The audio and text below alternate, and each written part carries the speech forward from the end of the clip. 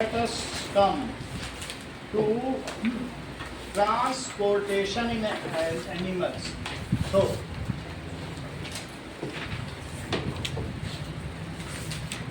transportation.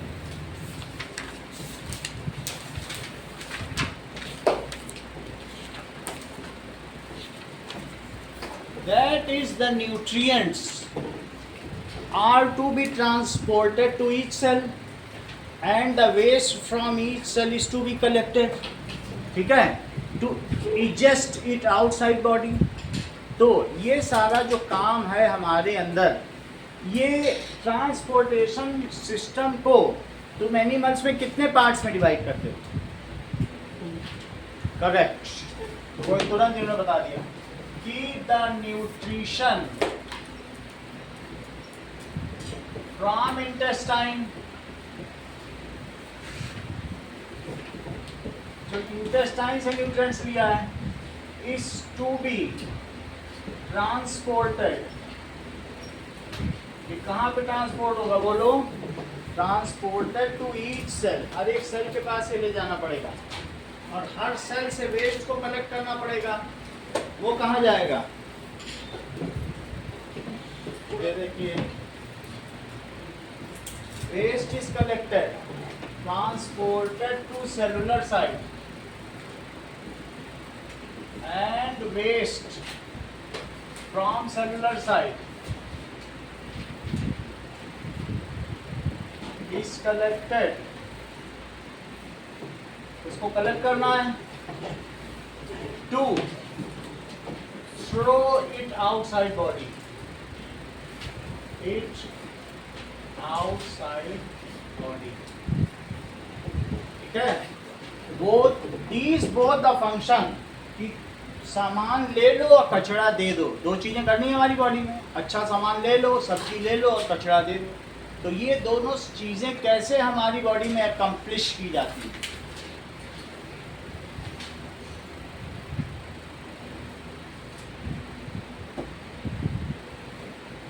अभी मंगल ने बताया. Both of these are accomplished. इस कार्य को पूरा किया जाता है बाय जो ट्रांसपोर्टेशन सिस्टम है हमारी बॉडी का, वो दो तरीके का है.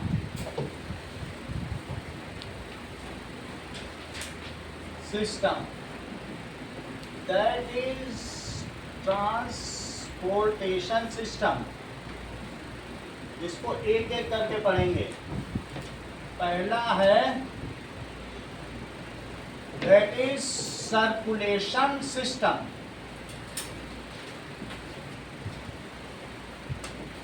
और दूसरा क्या बताओ? बहुत अच्छा, ये डियाना सब पढ़ के आती तो यही बता देती है. Lymphatic system. बुक से देख देख के बोल रही होगी. रुधिर परिसंचरण तंत्र और लसीका तंत्र, दो अलग अलग तंत्र हैं. बुक में सब लिखा हुआ है, वहीं पे देख के बोल दो. ये कौन सा बोलो? Blood circulation system. इसको कहते हैं रुधिर परिसंचरण तंत्र. और दूसरा कौन सा है? लसीका तंत्र. अब एक एक करके देखें. ब्लड सर्कुलेशन सिस्टम के मेन पार्ट्स कौन कौन से हैं? ये देखो पहले. That is its primary components are. पहली चीज that is heart. Heart is the primary organ. ठीक है, utilize to pump the heart and exert pressure. दूसरी चीज है ब्लड वेसल्स, रुधिर वाहिकाएं. That is blood vessels. अब ब्लड वेसल्स भी कितने तरीके की होती हैं? कितने तरीके की होती हैं बोलो? बहुत अच्छा. That is we will see all one by one. 5 तरीके की होंगी. सबसे पहले क्या होगा? ठीक है, that is artery. Artery main है. उसी में से एक मेन आर्टरी का नाम आवर्टा है. आर्टरी, आर्टरी का मतलब धमनी. और एक है आर्टिरियस. वेन्यूल, फिर तीसरा है ब्लड कैपिलरी, अभी सबके बारे में बताएंगे, और फिर है वेन्यूल, और फिर क्या हो जाएगा वेन। तो पहला कंपोनेंट हार्ट है और दूसरा जिसमें ब्लड मूव करता है, तो मूव करने के लिए ब्लड वेसल है। तीसरी चीज कौन सी है, blood itself is a component. और ब्लड के कौन से 4 कंपोनेंट हैं Mojid? Yes, that is RBC, WBC, platelets, और चौथा कौन सा है, प्लाज्मा। तो अब हम पहले इसको पढ़ेंगे और फिर इसके बाद लिम्फेटिक सिस्टम, लिम्फेट। हाँ बोलो सर। जैसे आरबीसी है तो रेड ब्लड कॉर्पसल्स, तो कॉर्पसल्स का कणिकाएं, ठीक है, लाल रक्त कणिकाएं और श्वेत रक्त कणिकाएं। कॉर्पसल्स का मतलब बहुत छोटे छोटे पार्टिकल्स, ठीक है, और लोग सेल भी बोलते हैं, वरना असली चीज कॉर्पसल्स है। ये देखो लिम्फेटिक सिस्टम के 4 कंपोनेंट बताओ। दिया ना, आप मत बताना, नहीं लोग बता रहे। हाँ बोलो, बता ही नहीं पाते तुम लोग, सब डियाना को बताना पड़ता है। दैट इज पहली चीज क्या है, जैसे यहाँ ब्लड है वैसे वहाँ लिम्फ है। क्या होगा, और लिम्फ वेसल, अभी कराएंगे तो पता चलेगा, अभी नोट कर लो। लिम्फ नोड, ठीक है, और लिम्फोसाइट्स, और लिम्फ वेसल हो गया, लिम्फोसाइट्स हो गया, लिम्फ सेल और लिम्फ नोड, बस एक मिनट काम करो। चलिए अब देखिए, one by one we will C.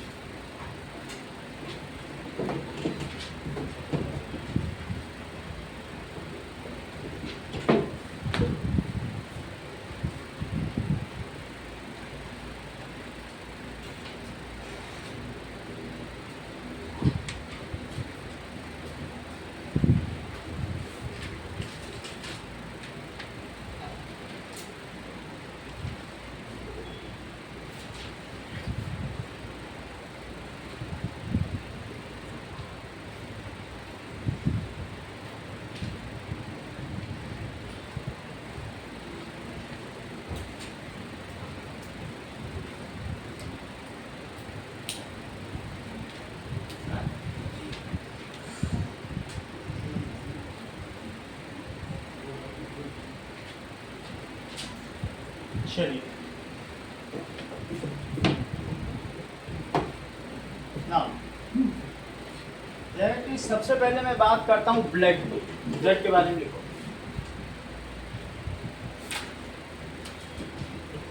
Okay, blood is a red coloured liquid which is circulated,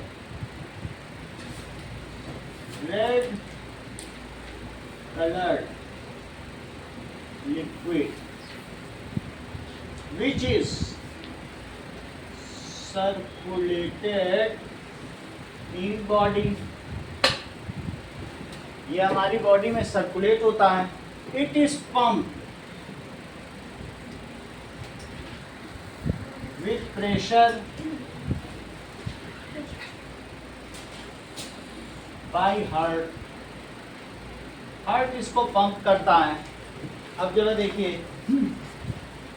blood is a connective tissue. Blood कैसा टिश्यू है, blood is connective tissue. Lymph भी कनेक्टिव टिश्यू है, जो पूरी बॉडी में एक part से दूसरे पार्ट को कनेक्ट कर रहा है, कनेक्टिव टिश्यू। अच्छा, इट हैज 4 कंपोनेंट्स। जो कौन कौन से कंपोनेंट्स हैं, 4 components. Part 1 that is RBC। तो 4 तरीके के हैं। Let us see the components of blood. Components of blood, Components of blood. ये देखो, ब्लड ऐसे फ्लो करता है बॉडी में, और इसमें बहुत सारे कंपोनेंट हैं। Blood. सही है, 10 pints of life force. इसमें आप देख रहे हैं Thousands of miles of artery. क्या क्या चीज़ें चल रही हैं, अलग अलग कंपोनेंट हैं। इसमें आरबीसी भी है और ये वाइट कलर का डब्ल्यूबीसी भी है, वाइट ब्लड सेल्स। कहीं कहीं बहुत पतले पतले भी हैं, छोटे छोटे ये प्लेटलेट्स हैं, और जिसमें फ्लो कर रहा है वो प्लाज्मा है। अच्छा, ये चीज़ जिसमें फ्लो कर रही है that is blood vessels. Blood vessels जिसमें ये मूव कर रहा है इसको कहेंगे ब्लड वेसल्स। ब्लड वेसल में ब्लड मूव करेगा तो एक रेड कलर का क्या होगा, आरबीसी होगा, जो एल्पेनलीबेल की तरह होगा, और एक दूसरा रेड कलर का प्लेटलेट होगा, और तीसरा वाइट कलर का। वाइट कलर का भी हो सकता है, हल्का येलो कलर का भी हो सकता है, कई तरीके के होते हैं, बट दिस इज डब्ल्यूबीसी। और इसके अलावा डिसॉल्व फॉर्म में इसमें बहुत कुछ मूव कर रहा है, इसको कहते हैं प्लाज्मा। क्या कहते हैं? तो ये चीज हो गई प्लाज्मा, ये आरबीसी, और ये platelets, and this is WBC. चारों कंपोनेंट्स को एक एक बार में देखते हैं, देख करके। RBC, WBC, platelets and plasma.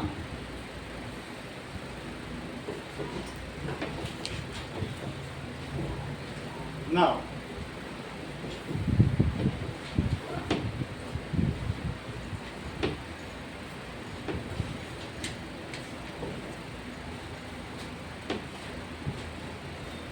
What is plasma? Plasma क्या होता है? क्या कभी आप लोगों ने प्लाज्मा देखा है? हॉस्पिटल तो कई बार गए होंगे, कि नहीं देखा है? या कोरोना काल में प्लाज्मा चढ़ते हुए देखा है किसी को? नहीं देखा तो देख लो प्लाज्मा कैसा होता है, ये बस देख लो आप, तो जिससे फेमिलियराइजेशन हो जाए कि इसकी थैली कैसी होगी। प्लाज्मा पैकेट, ये देखो, ये इस तरीके का येलो कलर का लिक्विड है, इस तरीके, ये ऐसे। तो किसी में प्लाज्मा किसी का भी किसी में चला जा सकता है। अगर मान लीजिए ये कोरोना से इन्होंने रेजिस्टेंस पा लिया है, तो इनके बॉडी का अगर प्लाज्मा आपको चढ़ाया जाए तो कोरोना रेजिस्टेंस आप बन जाएंगे। ब्लड ग्रुप की कोई बात ही नहीं है कि वो पॉजिटिव है पॉजिटिव, कुछ नहीं। प्लाज्मा किसी भी बॉडी का किसी में भी चढ़ सकता है। तो ये प्लाज्मा, समझ आ गई बात की नहीं?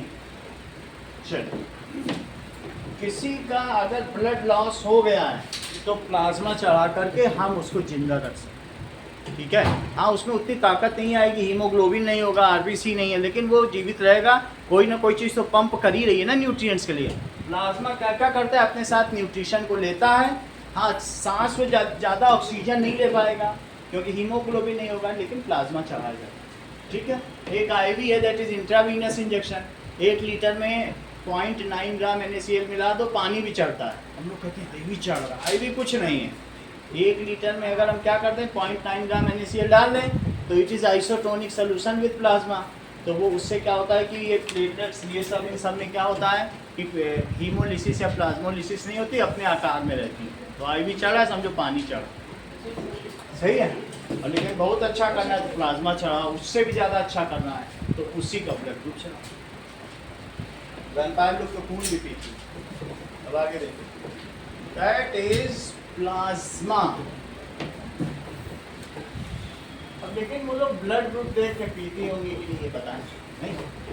चलो, now that is the liquid part of blood is called, liquid part of blood is plasma, ठीक है। इन दिस प्लाज्मा में क्या होता है?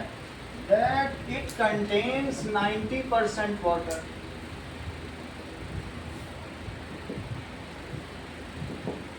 ऑल न्यूट्रिएंट्स इन सॉल्युबल फॉर्म, जो भी होगा, ऑल न्यूट्रिएंट्स इन सॉल्युबल फॉर्म। मेरा कहने का मतलब है fatty acid, glycerol, amino acid, इसी तरीके से ग्लूकोज, और सॉल्ट्स जो भी है, सॉल्ट आयंस या मिनरल आयंस एंड वाइटामिन्स, ये सभी कुछ, ठीक है। जो ये सारी चीज़ें हैं ये इसमें फ्लो करती हैं, ठीक है। In soluble form flow through plasma and transported to cellular site, cell तक पहुंचाए जाते हैं, सेलुलर साइट, ठीक है। RBC, WBC and platelets floats in it, WBC and platelets float in it, इसी में फ्लोट करते हैं ना। अब जरा देखिए, it also CO2 in dissolved form is transported from cell to kidney, and from there in form of urine it is thrown out of body। इन दोनों तरह से अनडिजॉल्व फॉर्म में कहाँ जाएगा, form is diffused to pulmonary site, lungs चला जाएगा, और जो डिजॉल्व फॉर्म में यूरिन में चला जाएगा। 20% अनडिजॉल्व है और 80% डिजॉल्व है। Undissolve form is send to pulmonary site, pulmonary का मतलब फुफ्फुस, फेफड़े, पल्मोनरी यानी लंग्स की साइट, एंड ये क्या होगा, एक्सेल्ड आउट बाय रेस्ट यानी 80% CO2 in soluble form, water soluble form. Soluble form बोल रहा हूँ तो H2CO3 के रूप में कहाँ जाएगा, ठीक है। Along with nitrogenous waste go to liver, liver जानते हो ना, ये लीवर, तो along with nitrogenous waste go to liver, liver जाएगा। लीवर क्या करेगा, ये these are the poisonous substances convert into a urea, urea poisonous substance है ना। लीवर क्या करेगा रिद्धि बताओ, इन सब को किसमें बदलेगा, convert it into urea. Urea का मतलब समझो NH2CO, NH2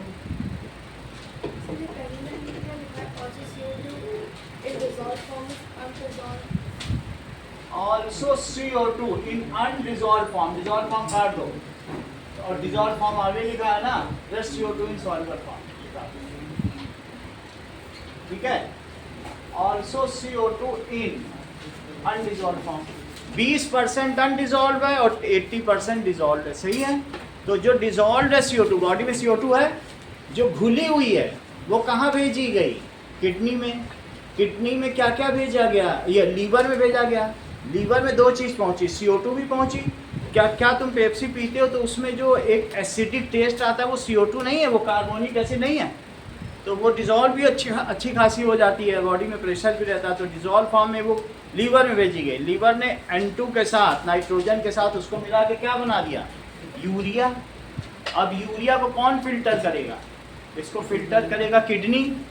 लीवर ने यूरिया बनाया, लेकिन अब बोलो छन्नी कौन सी, जैसे घर में चाय की छन्नी होती है, तो वो छान के सिर्फ यूरिया को भेजेगा, वो हम एक्सक्रीशन सिस्टम में पढ़ेंगे। And kidney filters it out, ठीक है, इन फॉर्म ऑफ यूरिन। किस फॉर्म में फिल्टर कर देगी, kidney filters it out in form of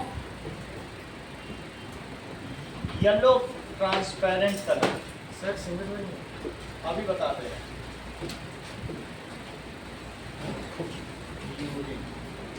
देखो, कहने का मतलब है कि अगर आपकी बॉडी में, ठीक है, दो चीजें हैं, एक तो यहाँ पे लीवर है, सही है।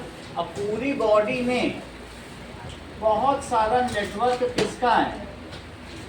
ब्लड वेसल का है। तो ब्लड वेसल में दो तरीके से गैस है।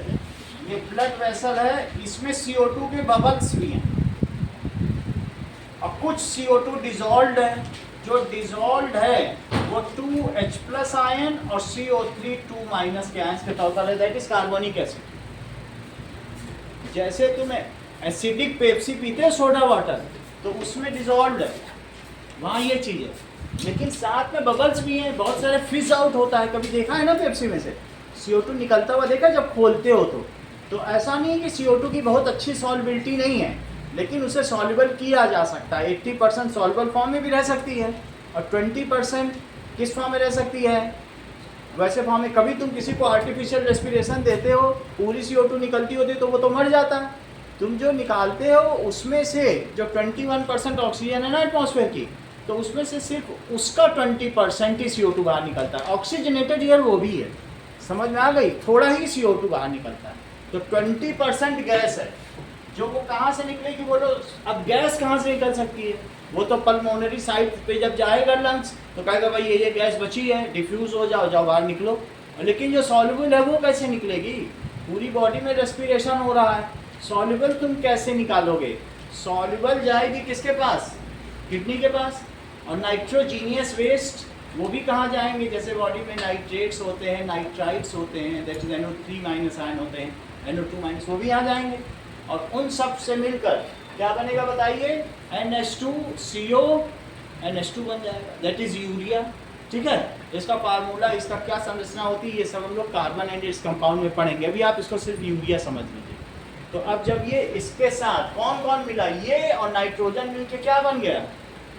यूरिया बन गया। और ये यूरिया यहाँ बना, और लेकिन इसके ठीक नीचे क्या होगा बोलो? दैट इज यहाँ पर एक किडनी होगी। और ये किडनी क्या करेगी बताओ? दैट इज यूरिनरी ब्लैडर है। तो यहाँ पर इसको फिल्टर करेगी, इससे कनेक्टेड है। कनेक्टेड ना भी हो, इसने बना दिया, अब वो बनाने के बाद इससे सीधा कनेक्टेड नहीं है, बनाने के बाद दे देगी ब्लड को कि जाओ अब ये सब मैंने बना दिया, जाओ अब तुम तो पूरा दिन घूमते ही रहते हो, तुम तो फेरी लगाते रहते हो, जाओ अब किडनी के पास जाना तो दे देना, वहाँ भी तो आर्टरी जाती होगी, तो जब वहाँ जाएगी तो दे देगी किडनी फिल्टर आउट कर। किडनी 180 लीटर ब्लड को पर डे फिल्टर आउट करती है और डेली 2 लीटर यूरिन बनाती है। तो सर जो नाइट्रोजनस वेस्ट है ये लीवर पे चाहिए जाएगा? लीवर ही यूरिन बनाएगा। लीवर जो है डिटॉक्सीफाई करता है। लीवर के 42 काम है। लीवर का उसमें से एक काम क्या है कि हमारे बॉडी के पॉइजनस सब्सटेंस को डिटॉक्सीफाई करना। तो डिटॉक्सीफाई का मतलब है उसको यूरिया में बना देगा, बदल देगा, और फिर वो यूरिया ब्लड जब भेजेगा तो फिल्टर आउट होगा। समझ में आ गई बात कि नहीं? सो लीवर अच्छा होना एक हेल्दी पर्सन के लिए बहुत अच्छा, ठीक है कि नहीं? So if healthy liver is there then you are young. चेहरे पे चमक है तो समझो लीवर बहुत अच्छा है। तो थोड़ी बात तो मैं समझ में आ गई कि प्लाज्मा क्या काम करता होगा। अब अगली बात देखो। नाउ नेक्स्ट इज CO2 का ट्रांसपोर्ट करता है, सारे न्यूट्रिएंट्स का ट्रांसपोर्ट करता है, सब इसी में सॉल्युबल फॉर्म में रहते होंगे। अब आगे देखिए दूसरा कंपोनेंट क्या है? Blood, RBC। तो RBC देखिए ना,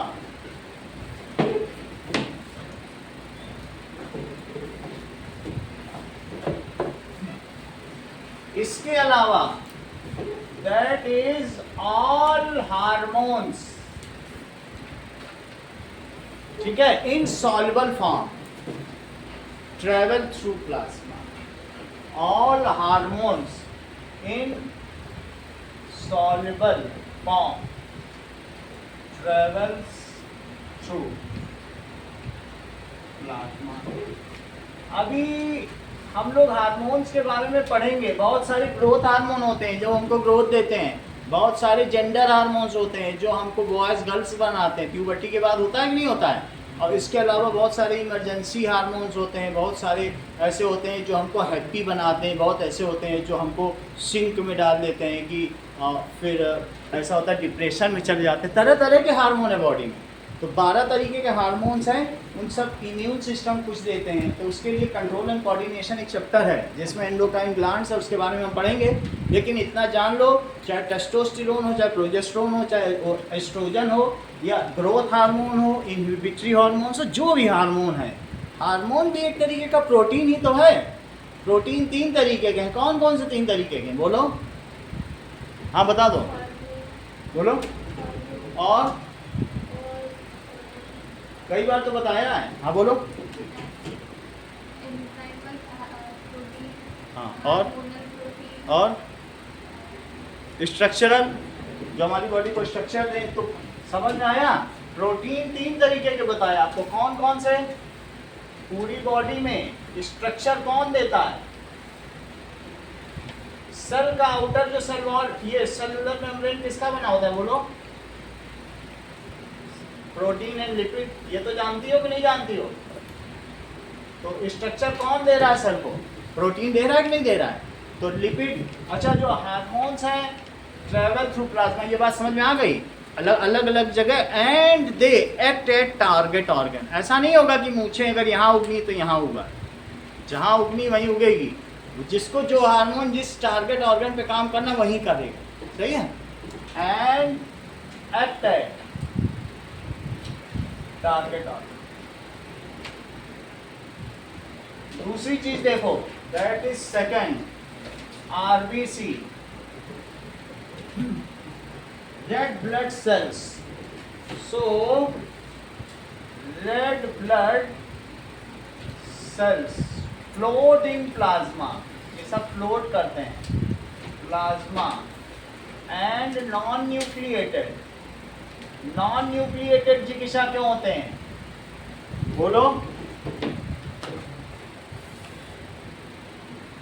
आइए, अभी तो बताया था 2 दिन पहले, थी नहीं क्या?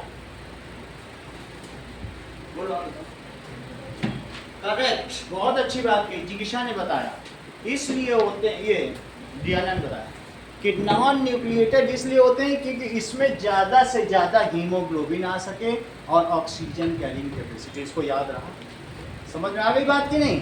दैट इज, अगर इसमें न्यूक्लियस हो जाए, जबकि WBC कैसा है? न्यूक्लियस का साइज तो बड़ा होता है, न्यूक्लिएटेड होता है, और न्यूक्लियस इससे बड़े बड़े भी होते हैं, WBC है। तो न्यूक्लिएटेड होगा तो उतनी जगह कम हीमोग्लोबिन आ पाएगा, और इसकी टोटल लाइफ 120 डेज होती है। RBC की कितनी होती है? 120 डेज। ये जो बोन है, बोन के बीच में खाली जगह है, इसी में, इस खाली जगह को क्या कहते हैं बताओ? इसके बीच में जगह, correct, bone marrow. So RBC is synthesized in bone marrow.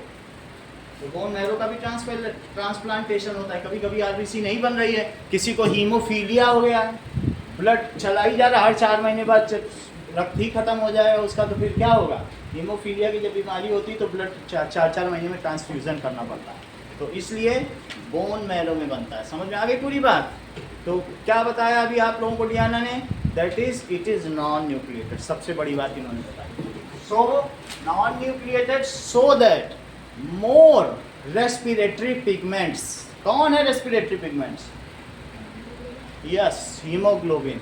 So that more hemoglobins can be accommodated within each RBC. सही है? So that more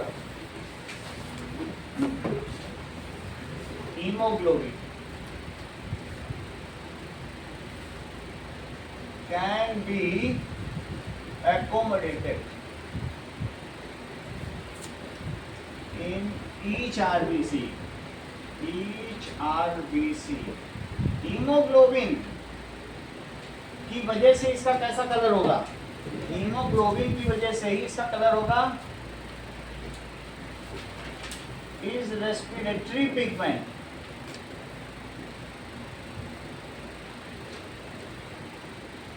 ये रेस्पिरेटरी पिगमेंट है, ठीक है? It has high affinity to oxygen. ये बहुत ज्यादा इसमें आकर्षण है, affinity to O2. It transports O2 from lungs to each cell of body.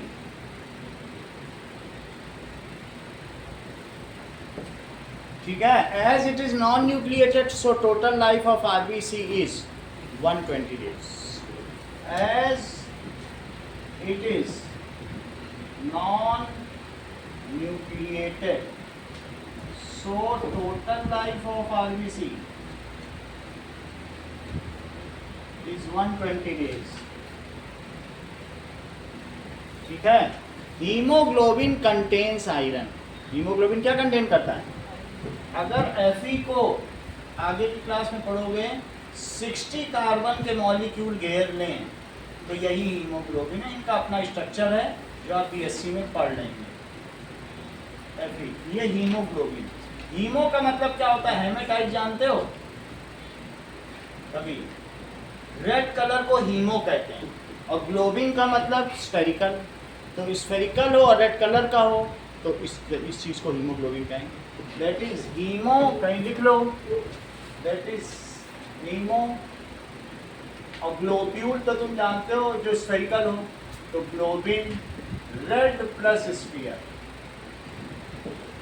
The structure of RBC is discoid with depression at centre. ये डिस्कॉइड स्ट्रक्चर है जिसमें both side depression है. दिख रहा है? सही है. So the structure of RBC is discoid with depression at its both ends. RBC is synthesized in bone marrow. सारी चीज देखो, सब ये सब MCQ में आते हैं, फिर हम लोगों को पता नहीं होता. अलग से रटो मत, उसी जगह पढ़ लो, तो कुछ अलग से पढ़ा ही नहीं करेंगे.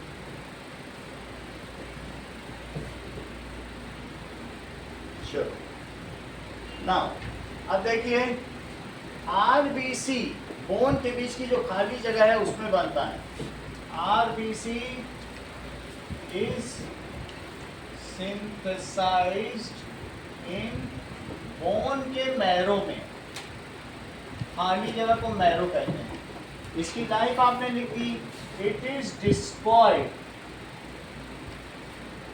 And have depression on both side. इसमें डिप्रेशन होता है ऑन बोथ. और इसका काम सिर्फ यही है, आरबीसी का काम, it is oxygen carrier.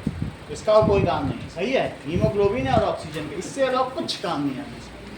That is the deficiency of RBC in a body causes. Correct. अगर मान लीजिए किसी ने अनार का जूस नहीं पिया, पालक नहीं खाई, हरी सब्जी नहीं खाई, तो वो जो भी खाना खाएगा उल्टी हो जाएगी उसके खाने में. उसको उसके चेहरा निस्तेज होगा, उसको भूख ही नहीं लगेगी. That is loss of apatite. और उसमें स्लगिशनेस होगी. उसमें क्या हो जाएगा कि नम्बनेस हो जाएगी, सुन्न हो जाएगा. बैठेगा पैर ही सुन्न हो जा रहा है, पैर सो जा रहा है, हाथ सो जा रहा है, कोई चीज़ रख रहा है तो वो सुन्न हो जाएगा, नम्बनेस आ जाएगी. ये सारी बीमारियाँ, ठीक है कि नहीं. और इस तरीके से घबराहट होगी, नॉस्टैल्जिया होगा. तो ये सभी बीमारियां कब हैं? अगर हमारी बॉडी में आयरन की कमी हो जाती है. लड़कियों में ये 12.5% तक, 12.5 mg पर डेसीलीटर होना चाहिए, जबकि बॉयज़ में ये 13.5 mg पर डेसीलीटर होना चाहिए हीमोग्लोबिन. दैट इज, हम आरबीसी की बात कर रहे हैं. हीमोग्लोबिन अलग से मापा जाता है. कहते हैं कितना हीमोग्लोबिन. अगर 13.7 है तो उसका चेहरा देखो चमकता हुआ हो. सही, तो लिखो इस चीज को. That is the loss of, if RBC is deficient in body. तो अभी क्या बताया? Deficient in body, it is called as anemia. Called anemia. Okay. It is due to loss of iron in body. ये किस वजह से होता है? अभी हमने लिख दिया आयरन है. It is due to deficiency. Due to deficiency of iron in body. तो ऐसे ये भी एक क्वेश्चन आता है. ठीक है. सो इट्स सिंड्रोम्स या सिम्टम्स क्या है?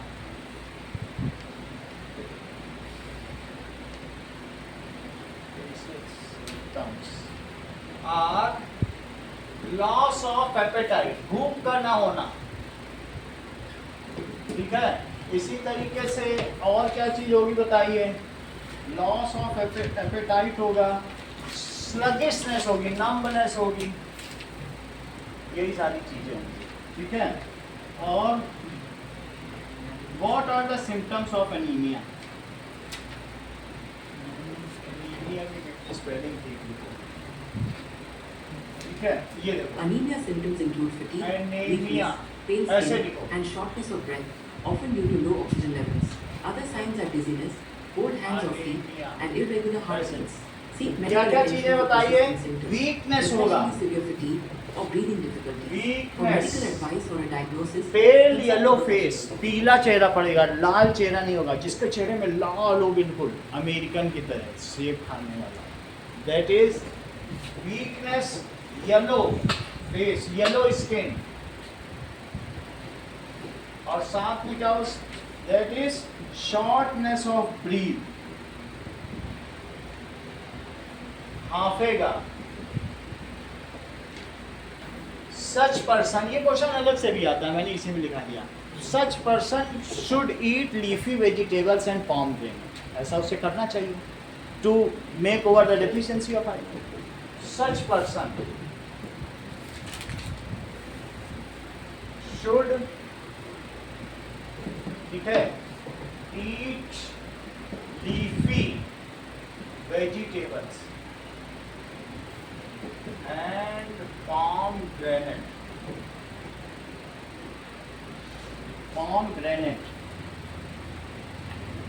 according to NCCIH, NIH, pomegranate is a small ये देखो। fruit-bearing tree that comes from the Middle East and is now cultivated in many.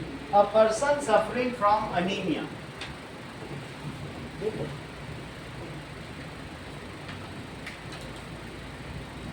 अगर ऐसा होगा तो उसकी इमेज कैसी होगी, बिल्कुल ऐसा चेहरा पीला पड़ जाएगा। एनीमिया से अगर है तो चेहरे पे चमक नहीं होगी, ठीक है, होंठ सूखे होंगे, इस तरीके से बीमारी होगी, ठीक है। अब जरा देखो, फटीग होगा, Anemia is a आगे condition की बात करें। Now that is red blood cell, तो हमको पता ही चल गया है। तो रेड ब्लड सेल्स ही हमारी बॉडी में अलग अलग तरीके की होती हैं। तो जो आरबीसी है, सो रेड ब्लड सेल जो भी है, आरबीसी की वजह से the blood group has different, क्योंकि जो आरबीसी है उसमें अलग अलग तरीके के एंटीजेंस होते हैं। तो वो आगे की क्लास में हम हेरिडिटी एंड इवोल्यूशन में पढ़ेंगे, सही है, एंटीजेंस वाले। अगला देखो, सर ये फर्स्ट लाइन में इट इज़ के बाद क्या लिखा है? क्या फर्स्ट लाइन में it is, it is discoid, disc के तरह का होगा, है ना, डिस्क शेप। अगला देखिए, that is white blood cell. तो हमारी बॉडी में 120 डेज है, तो डेली क्या होता है कि बहुत सारा ट्रिलियंस ऑफ ब्लड सेल्स मरती हैं और ट्रिलियंस ऑफ ब्लड सेल्स बनती चली जाती हैं। बॉडी में बहुत सारी ब्लड सेल है। What is the range of haemoglobin in a healthy girl and healthy boy? जरा इसको भी लिखो, ये भी एक एमसीक्यू है। That is range of haemoglobin in healthy adult. देखिए, तो For health, अलग अलग है, दोनों में अलग अलग होता है। देखो, फीमेल में मेंस्ट्रुएशन होता है, उनका ब्लड लॉस होता है, तो इसलिए उनके लिए कम रेंज रखी गई है। So in healthy female range of haemoglobin क्या दिया है? हीमोग्लोबिन, बहुत सारी महिलाएं हमारे देश में इससे पीड़ित हैं, एनीमिया से। तो हीमोग्लोबिन, क्योंकि उतना आयरन खाने को नहीं मिलता, इज 12 to 15.5 ग्राम, ठीक है, ग्राम में लिखा है, ग्राम पर डेसीलीटर। और जबकि हेल्दी मैन में क्या होगा? In healthy male range of haemoglobin ज़्यादा है तो वो फिर कुश्ती में जाएगा सीधा, 13.5 to 17.5 ग्राम पर डेसीलीटर। ये इंपॉर्टेंट क्वेश्चन, इतना तुम्हें समझ में आ गया? आगे देखिए, जितना ज़्यादा हीमोग्लोबिन होगा उतना अच्छा है। If haemoglobin comes in contact with carbon monoxide, carbon monoxide समझते हो? कार्बन मोनोऑक्साइड जो बहुत ज़्यादा सफोकेटिंग और पॉल्यूटिंग एरिया है, then hemoglobin permanently binds with carbon monoxide and फिर उसके बाद जब ब्लड सेल मरेगी उसके साथ ही वो हीमोग्लोबिन चला जाएगा, फिर उसको किसी काम का नहीं है। 300 गुना ज़्यादा एफिनिटी है ऑक्सीजन से, समझ आया? जैसे अगर आपने कोई भी ट्रैफिक हवलदार है, वो है और वो बाहर उसने हाथ दिया, ऐसे किया सब कुछ किया और CO कार्बन मोनोऑक्साइड उसके अंदर चला गया, तो जितने हीमोग्लोबिन उससे बाइंड होगा, इसीलिए लोग मास्क लगाते हैं, लेकिन वो कैसा मास्क है, तो उतना हीमोग्लोबिन उनका कैरियर नहीं, फिर वो ऐसे ऐसे हाँफता रहेगा, उसकी शॉर्ट, वो ब्रेथलेसनेस कहते हैं उसको, ब्रेथलेसनेस हो जाएगी। सही है? तो फिर ये चीज़ें बहुत बार हम सुनते भी हैं कि एक कमरे में अंगीठी जला के लोग सो गए, तो फिर कार्बन जलती तो है लेकिन O2 की कमी की होने की वजह से O2 मिल नहीं पा रही है, तो वो CO बन गया, और CO बन गया तो बोलो जब CO बन गया तो हीमोग्लोबिन उससे बाइंड हो गया, और बाइंड हो गया तो हीमोग्लोबिन बेकार हो गया, तो क्या वो ऑक्सीजन को सेलों तक पहुंचा पाएगा? If it is not reaching to cells, that means the person sleeping in that room dies. एक साथ यूपी में 5 लोग मरते हैं, 10 लोग मरते हैं, ठंडियों का मौसम आने दीजिए, रोज़ खबर मिलेगी। वो लोग कमरा बंद करके अंगीठी हीटर चला के सो जाते हैं, ब्लोवर चला के सो जाते हैं कमरा बंद करके, क्या होगा? लेकिन वो मौत अच्छी मौत है। अगली बात देखिए, that is white blood sales, उसमें पता नहीं लगता है, मरते मरते सोते सोते मर गए। White blood sales,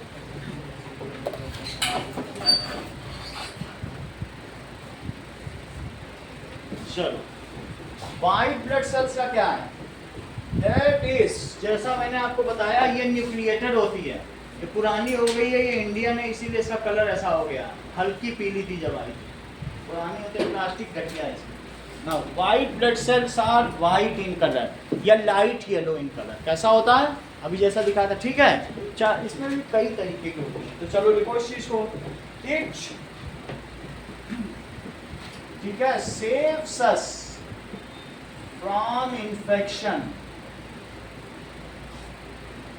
and is spherical, ये स्फेरिकल होती है, एंड न्यूक्लिएटेड, न्यूक्लिएटेड होती है। It is of white colour, white colour. कभी तुमने हर्षवर्धन वाइट ब्लड सेल को देखा है? करेक्ट। जैसे कभी फोड़ा निकल जाए तो पस निकलते हुए देखा, वही वाइट ब्लड सेल का समूह है।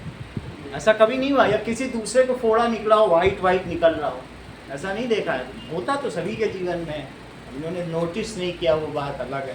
तो फोड़ा निकलता है तो जो वाइट निकल रहा है, सारी बॉडी की वाइट ब्लड सेल वहीं आ रही है उसको हील करने की, ठीक है? उसे हील कर रही है, बचा रही, नहीं तो वहाँ से सड़न हो जाए पूरी बॉडी। और हीलिंग के बाद में क्या होगा बताइए? हिस्टामिन, जलन पैदा कर रही है, वहाँ एक नेसेसरी टेम्परेचर भी दे रही हैं कि वहाँ के बैक्टीरिया को मार सकें, because that area is prone to bacteria. वहाँ सबसे जल्दी बैक्टीरिया का अटैक होगा कि नहीं, कहीं वूंड्स आ गए, घाव आ गए, तो WBC दौड़ती हैं कि हमें अपने शरीर को बचाना। तो और जो जलन होती है, तो हम चाहते हैं कि इसका सिम्टम मिटा दे डॉक्टर, जलन ना हो। अरे जलन कैसे नहीं होगी, उसी से तो हीलिंग हो रही है। तो हम चाहते हैं कि उसके कॉज को ना मिटाया जाए, उसके सिम्टम को मिटा दिया जाए। तो सिम्टम को मिटाने से बीमारी नहीं मिटती, ऐसा होता है कि नहीं? चलो, लेकिन डॉक्टर को पैसा चाहिए, कहता हाँ हाँ बिल्कुल मैं रिलीव कर दूँगी, चलो आते रहना तुम, हम बिल्कुल परेशानी से तुमको मिटा दें। अगली चीज़, it is of white colour, ये हमारे इम्यून सिस्टम को बढ़ाती हैं। So it improves our immune system.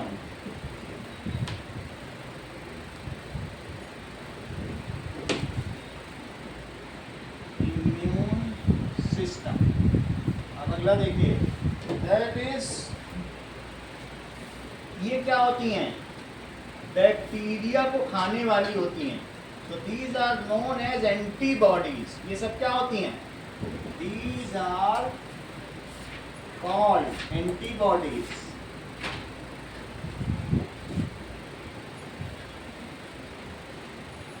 ये एंटीबॉडीज होती हैं विच किल पैथोजन।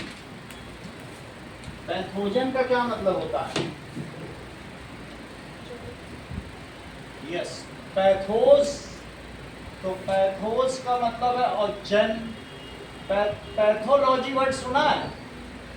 रोगियों का घर, जहाँ पर रोग की डायग्नोसिस होती है। तो डिसीज डायग्नोज की जाती है। कहते हैं पैथोलॉजी से रिपोर्ट ले आओ तो डायग्नोज होती है, डायग्नोसिस वहाँ जांच होती है। तो पैथोस का मतलब रोग और जन का मतलब जनरेटर, तो जम्स को ही पैथोजन कहें, सही है। जम्स, ये जम्स को मारते हैं, हार्मफुल जम्स को। और इस तरीके से these are called soldiers of body, ये सिपाही है हमारे शरीर के, ऑफ अवर बॉडी, ठीक है, बाई टेकिंग कर्ड। और इसी तरीके से और जो प्रोबायोटिक मिल्क होता है ना, जिसमें बहुत सारा ये दही वाला हिसाब किताब होता है, और एक याकूट आता है ना, कौन सा पीते हो, छोटा सा है याकुता। तो इस तरीके से curd contains WBC, curd contain WBC। मुझे कर्ड सूट नहीं करता क्योंकि मेरी बॉडी में WBC ज़्यादा है। जैसे ही कर्ड खाता हूँ तो 1-2 दिन में ही फोड़े निकल आते। WBC अगर एक्सेस है तो फिर क्या होगा, नुकसान पहुंचाएगा। और ज़्यादा नहीं होना चाहिए ना, एक सबकी लिमिट है, उतनी ही होनी चाहिए। हर चीज़ जितना होना चाहिए ब्लड में, ये नहीं बहुत ज़्यादा तुम खाते, किसी किसी में है तो वो डाइजेस्ट हो जाता है, लेकिन हमारे में जैसे एक्सेस होने पे क्या होने की वजह से ज़्यादा नहीं होना चाहिए। हर एक चीज़ की एक मात्रा है। अब हम प्लेटलेट्स के बारे में पढ़ें। इम्यून सिस्टम खराब हो जाएगा अगर हमारा इम्यून सिस्टम, एड्स क्या है, एक्वायर्ड इम्यूनो डेफिशिएंसी सिंड्रोम, उसमें सारे WBC मर जाते हैं। तो कहते हैं अरे उसको जुकाम आ गया, बेचारा मर गया। एड्स यही है, उसने ठंडा पानी पी लिया इसलिए मर गया। एड्स, तुम अगर एड्स के वार्ड में चले जाओ तुमको लगेगा सब निर्जीव और मुर्दा पड़े। वो पहले पानी में थर्मोमीटर डाल के टेम्परेचर चेक करते तब पीते, उसको 10 बार छानेंगे कि कहीं मर ना जाए। एक्वायर्ड इम्यूनो डिफिशियंसी सिंड्रोम, और उसके लिए इम्यूनो को डिफिशियंसी कौन करता है, human immuno deficiency virus, HIV। उस वायरस का नाम है इम्यूनो डेफिशिएंसी। वो WBC पे ही अटैक कर रहा है, और जब WBC ही नहीं बचा तो जुकाम आने पे मर जाओगे। WBC की वैलिडिटी क्या, कितने डेज लास्ट करती है? इसका न्यूक्लिएटेड है, यानी जब तक जिंदा रहो जिंदा रहो। न्यूक्लिएटेड है तो क्या वैलिडिटी, मेंटेन करेगा उसको। अब जरा देखो, ये कई तरीके के होते हैं, आपको मैं दिखा दूं, इनके शेप्स आप देख लो तो जानकारी के लिए बता रहा हूँ।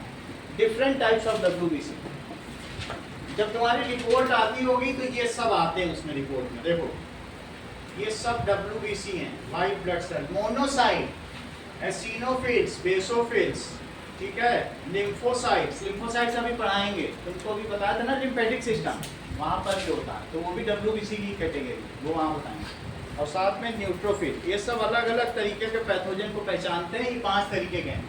जब तुम्हारी ब्लड रिपोर्ट आती है इन 5 के नाम होते हैं, एसिनोफिल्स, न्यूट्रोफिल्स, लिम्फोसाइट्स, ठीक है, बेसिनोफिल भी है क्या, बेसोफिल, मोनोसाइट, सही है। तो ये 5 तरीके के।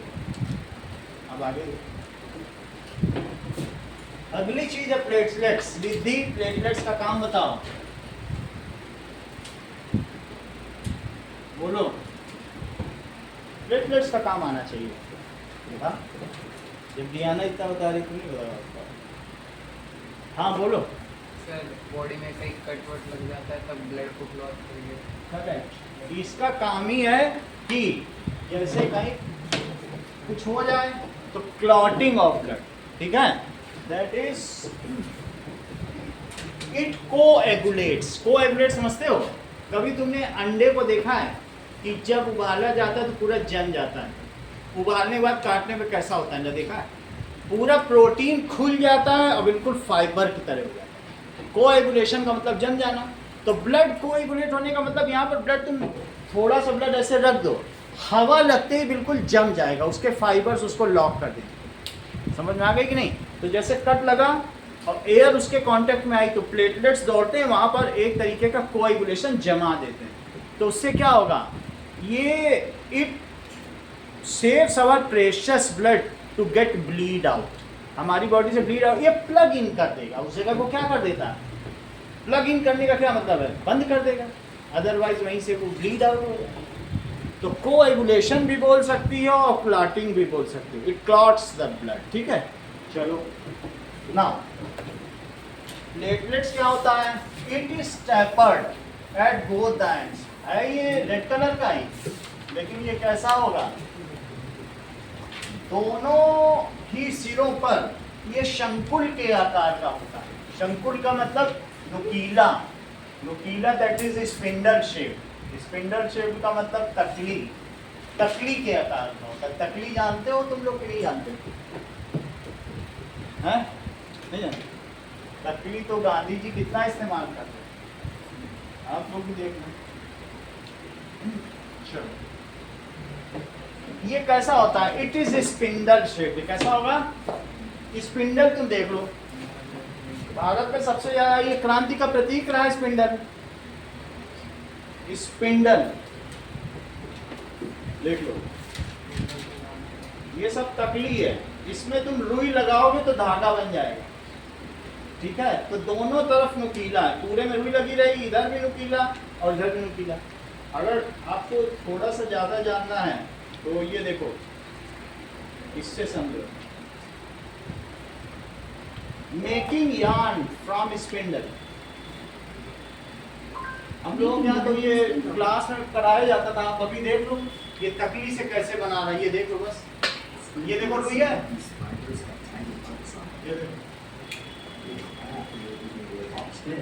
ये तकली है, तकली नहीं है क्या, ये सही तकली नहीं, ये देखो ये बना ऐसी है वही चीज, बस ये घुमा देगी और ये यान है, रुई है बिल्कुल, देखो धागे बनते जा रहे कि नहीं, घुमाते घुमाते वो।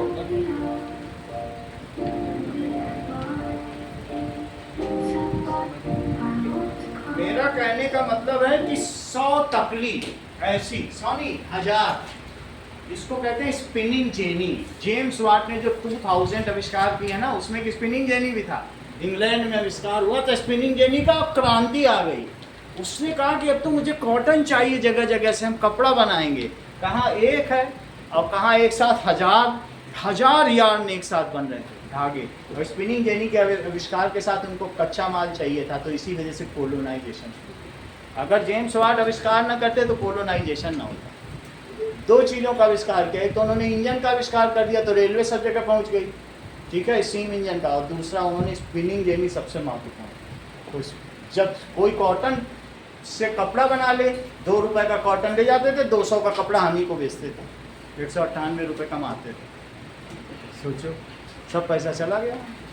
समझ में आ गया स्पिंडल क्या? तो मैं क्या लिखने जा रहा हूँ बताओ, इट इज स्पिंडल शेप। ये कैसे शेप का होता है? That is tapered at both and, ये रेड कलर का होता है।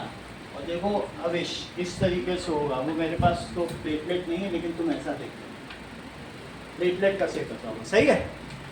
It is tapered at both and, tapered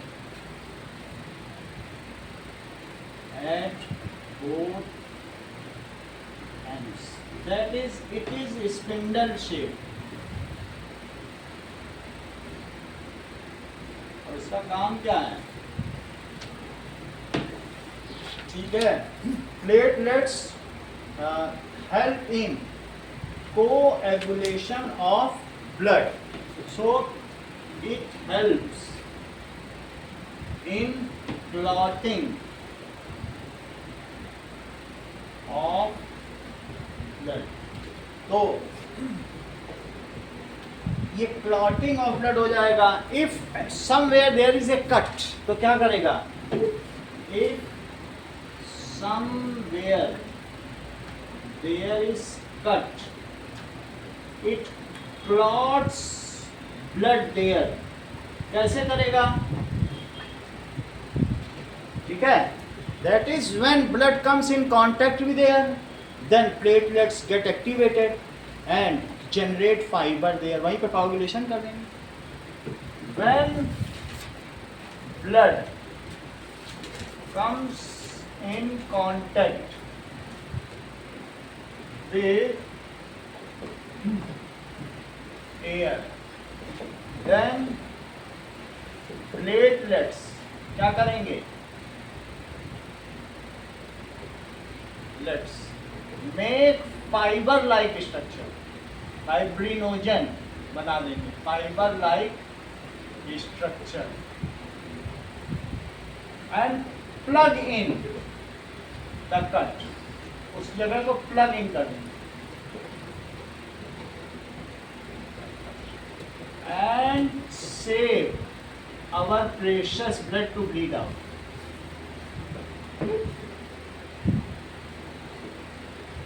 Precious blood to bleed out. जो रानी एलिजाबेथ है और विक्टोरिया, उनका परिवार किससे पीड़ित था, प्लेटलेट की कमी से। उनके घर में कोई छुरी, कोई ब्लंट चीज रहती ही नहीं थी, बिल्कुल चिकना, इतना स्मूथ होता था कि हाथ घिस लो तो भी ना कटे, क्योंकि उनका जो प्रिंस चार्ल्स था, अगर उनका कट हो जाता तो सारा खून बह जाता और कभी भी वो हील ना होता, प्लेटलेट ही नहीं था उनके पास। और इतना बड़ा रॉयल परिवार, जिनका पूरा परिवार पूरे यूरोप में राज किया, बेटी दामाद सब, कहीं स्पेन में, कोई पोर्तुगीज में, कोई नीदरलैंड में। अगर फ्लो चार्ट दिखा दूं तो हैरान रह जाओगे कि पूरे यूरोप में एलिजाबेथ का ही परिवार राज किया ऐसे। लेकिन उनके परिवार को कौन सी बीमारी थी, दैट इज ये डेफिशिएंसी ऑफ ब्लड। अब अगली चीज देखो, ये चीज तो तुमको पता चल गई। नाउ अब हम देखेंगे there are some functions of blood. Precious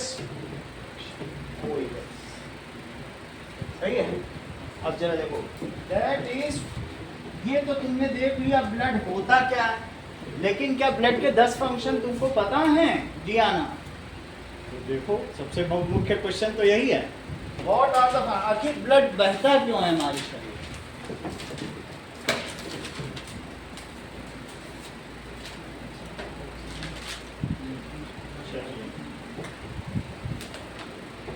that is functions of blood.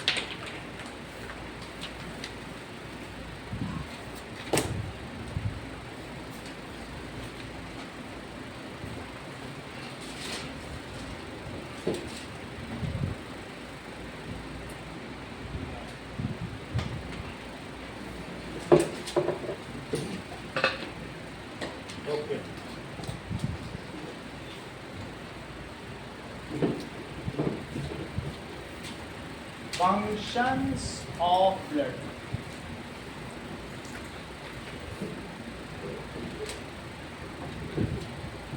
Blood carries O2 from lungs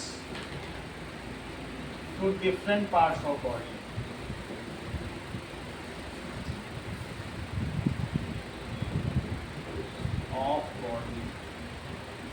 दूसरा, ब्लड कैरीज CO2,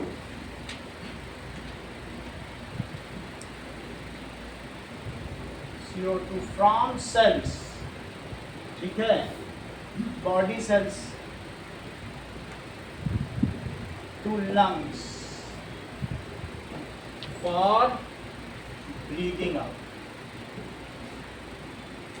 वो तो उतना यहाँ नहीं लिखना है कि कितना परसेंट करता है, लेकिन ऐसे ब्लड और क्या करता है, blood carries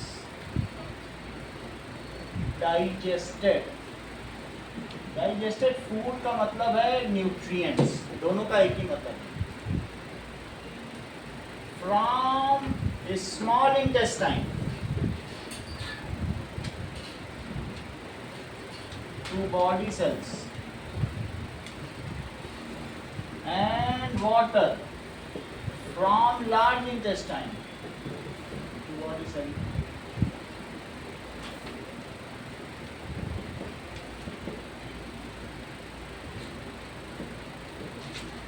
That is, blood carries hormones. हमारी बॉडी में बहुत सारे ग्लैंड्स हैं जो हार्मोन सीधा निकालते हैं, ब्लड में ही जाता है, जैसे टेस्टोस्टेरोन और एस्ट्रोजन और प्रोजेस्टेरोन, ये सब ब्लड में ही जाता है। और हमारी बॉडी का विकास करता है, हमको जेंडर देता है कि नहीं देता है। तो ये कहाँ जा रहा है? तो कुछ हार्मोन है, ये कुछ ब्लड में जो जा रहा है वो हार्मोन है, और कुछ जूसेस हैं जैसे एंजाइम्स हैं, वो लाइपेज अमाइलेज, वो कहीं ब्लड में जा रहे हैं, वो फूड में जा रहे हैं। वो बात समझ आई एंजाइम क्या होते हैं? एंजाइम्स वो होते हैं, और कुछ ऐसे भी समझ में आ गई बात क्यों नहीं? एंजाइम्स फूड में जाते हैं और हार्मोन किस में जा रहे हैं? ब्लड में। जो ग्लैंड अपना सेक्रीशन सीधा ब्लड में डाल दे, उस ग्लैंड को क्या कहेंगे? Endocrine gland. तो एंडोक्राइन ग्लैंड वो होती हैं जो ब्लड में सेक्रीशन डालती हैं, और एक्सोक्राइन ग्लैंड क्या होती है? बहिश्रावी ग्रंथि, जो अदर देन ब्लड डालती हैं, जैसे सलाइवरी ग्लैंड्स।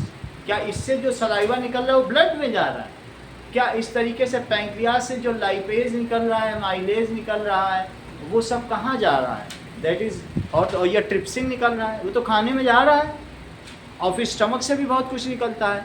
जो अदर देन ब्लड निकालें वो एक्सोक्राइन ग्लैंड है, बहिश्रावी ग्रंथि, और जो ब्लड में डालें वो अंतःश्रावी ग्रंथि हैं। ऐसा चैप्टर कंट्रोल एंड कोऑर्डिनेशन है, पूरा डिटेल वो वहाँ देखेंगे। लेकिन अभी हम क्या लिखते हैं?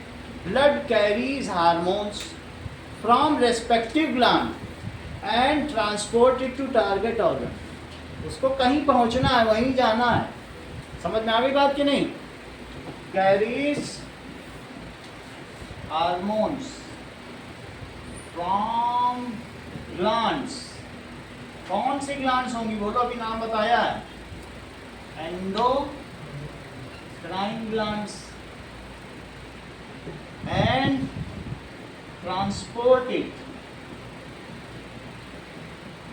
To target organ.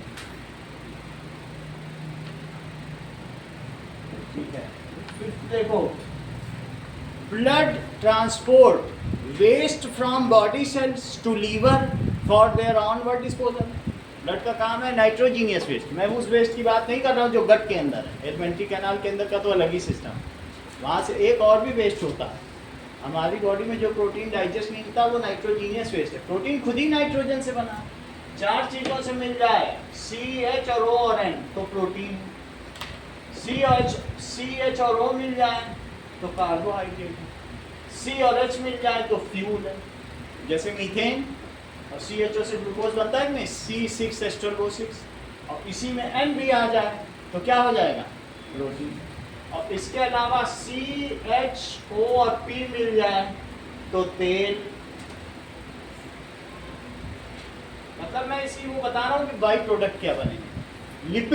लिपिड का मतलब फैट या घी, वो फॉस्फोलिपिड्स होते हैं, फॉस्फोरस होना चाहिए। और प्रोटीन बनने के लिए चाहिए संरचना आपको आगे कार्बन एंड कंपाउंड में मिलेगी। अभी ज़्यादा चक्कर में मत पड़ो, बस ये जानो ये 4 चीज़ होती हैं। और ये तो तुम जानते ही हो, कार्बोहाइड्रेट होता है, तो कार्बोहाइड्रेट, और यही 3 हमारे न्यूट्रिएंट्स हैं, दैट इज कार्बोहाइड्रेट। और ये क्या है? हाइड्रोकार्बन। ये क्या है? हाइड्रोकार्बन का मतलब है जैसे CH4 मीथेन, C4H10 तुम्हारी LPG, और C8 और इसी तरीके से 18 पेट्रोल। ये सब भी बहुत अच्छे हैं। Hydrocarbon is a source of energy, लेकिन ये तुम्हारी गाड़ियों के लिए है। ऐसा ना कर देना कि पेट्रोल पी गए, बड़े सोर्स ऑफ एनर्जी, ताकत आ जाएगी, चलो ये सब पिए, नहीं पीना है। कैरोसिन पी गए, C17H36, ये सब नहीं पीना है, कैरोसिन, पेट्रोल, ये तुम्हारी गाड़ियों के लिए फ्यूल है, हाइड्रोकार्बन। और कार्बोहाइड्रेट फूड एनर्जी। वो तो चारों चीज़ समझ आ गई। तो अभी आपको अगली चीज़ क्या बता रहे हैं? It collects nitrogenous waste from our body and transport it to liver for onward disposal. It transports nitrogenous waste. इसीलिए कहते हैं बूढ़े लोगों को ज़्यादा दाल नहीं पीनी चाहिए, दलिया वलिया खाना चाहिए, क्योंकि फिर दाल पियेंगे तो प्रोटीन है, और ज़्यादा वेस्ट निकलेगा तो सब उनके लीवर पे असर करेगा, जोर पड़ेगा, और फिर किडनी पे। तो उनको कार्बोहाइड्रेट तो खाना चाहिए, दाल नहीं पीनी। उन्हें ग्रोथ कहाँ करनी है? वो डीजनरेट हो रहे हैं, ठीक है, वो जेरेंटल स्टेज में है, बुढ़ापे की अवस्था में, तो उन्हें ये सब नहीं करना। तो it is from body cell, और कहाँ पहुँचाता है बोलो?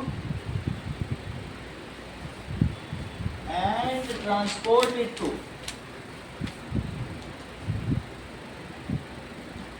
liver, यकृत में पहुंचाता है for onward disposal.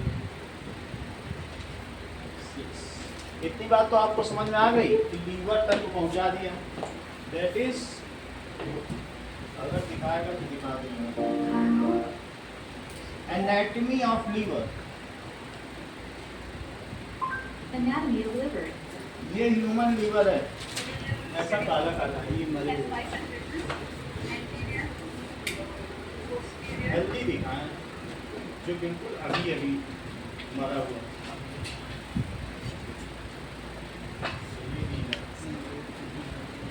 ठीक है, कोई बात नहीं. दैट इज, यही लीवर है. अब ये आप ये समझ लीजिए कि ये हमारी बॉडी का लीवर है. ठीक है, अब इसका कलर तो थोड़ा वैसा हो जाएगा क्योंकि ये ब्राउन होता है. हेल्दी लीवर कैसा होता है, लेकिन मैं अब, ठीक है, ऐसा होगा. Dissection of liver. एक इसमें Dissection of liver. Healthy liver काटती है, ये चीज है, ये हाँ यही चीज ऐसी होती है. समझ में आ रही बात की नहीं? Sits under the diaphragm and on top of the stomach, right in the and intestine. Human heart in nitrogen gas. Human heart in nitrogen gas.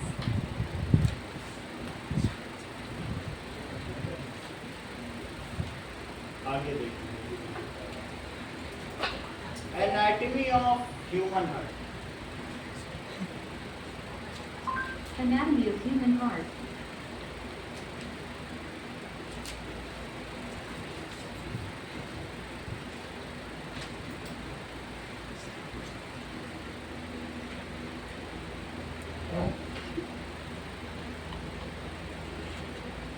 अभी हार्ट पढ़ेंगे तो देखेंगे, तब सर्च करेंगे.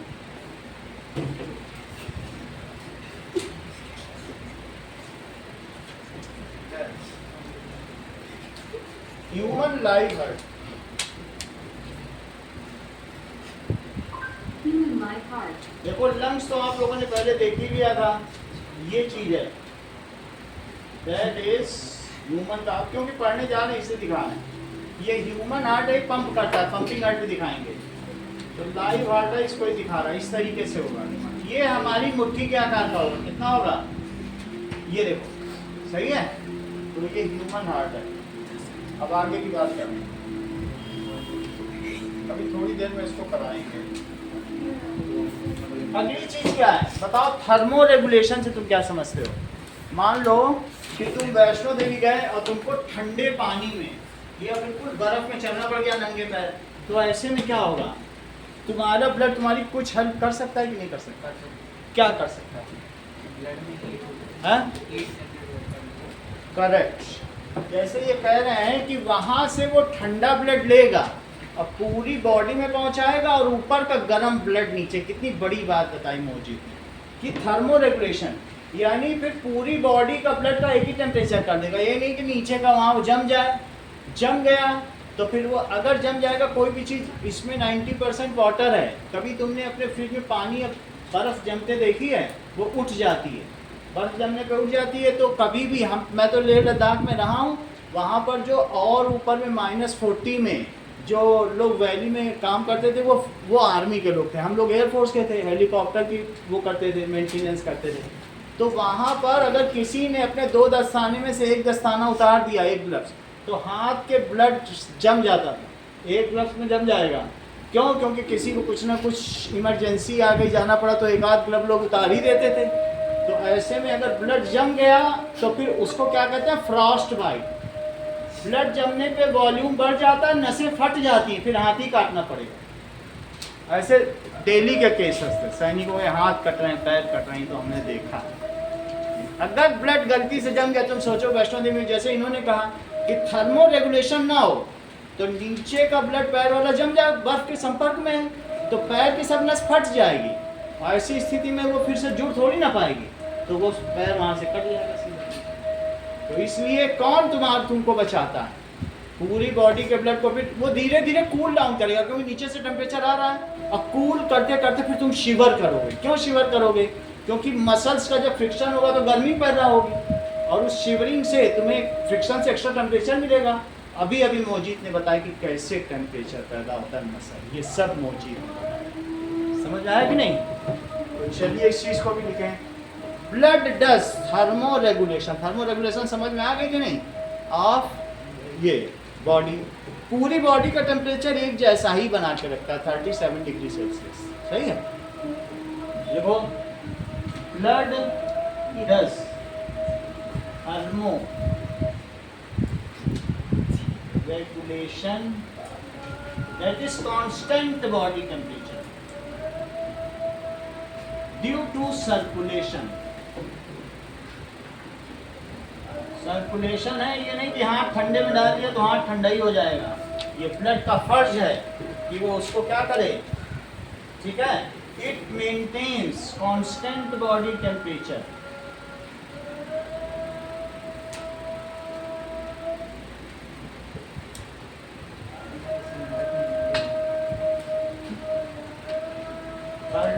Degree Celsius. अगला देखो, blood protects our body from disease. ये किसके माध्यम से हमें करता है? It protects our body from disease, ठीक है? As it contains WBC। वहीं दौड़ पड़ेंगे अगर जरा सा कट हुआ नहीं कि पस बनने लगेगा, और पस बनते ही सबके चेहरे पे खुशी आ जाएगी, यार हीलिंग शुरू हो गई। So blood protects us। देखो, blood protects us from disease as it contains WBC। ये सभी फंक्शंस हो गए ब्लड के। अब हम अगली चीज के बारे में बात करते हैं, that is blood vessels. 3 component देखे थे ना मौजी, तो कौन कौन से कंपोनेंट्स हम लोगों ने देखे थे? दैट इज, मान लीजिए ये हमारा ह्यूमन हार्ट है, ठीक है? ये ट्रायंगुलर इन शेप है। किस तरीके का होगा? That is triangular in shape. और इसमें यहाँ से धीरे धीरे ये सेप्टम है, नीचे बड़ा होगा और ऊपर जाते जाते कैसा होता चला जाएगा? नैरोवर। सेप्टम का क्या मतलब है बताओ? सेप्टम का मतलब है कि जो सेपरेट करता हो ऑक्सीजन को डीऑक्सीजनेटेड से ऑक्सीजनेटेड। समझ आया? तो नीचे कैसा है बताइए? नीचे जो कार्डियक मसल्स है वो कितनी मोटी है? सही है? कार्डियक मसल कितनी मोटी है और ऊपर पतली है, क्योंकि यहीं से पंप किया जाएगा ब्लड। तो मोटी होनी चाहिए कि नहीं? Pumping place. जरा ध्यान दीजिए। इसके बाद यहाँ पर ब्लड एंटर करता है, तो ब्लड वेसल जो एंटर करती है वो कैसे एंटर करती है? ये ऐसे, ये ऐसे। तो यहाँ पर इसके चारों तरफ भी कार्डियोवैस्कुलर मसल्स हैं। अब जरा देखो, यहाँ पर फिर क्या होगा? ब्लड एंटर कर गया और फिर यहाँ से बाहर चला जाएगा।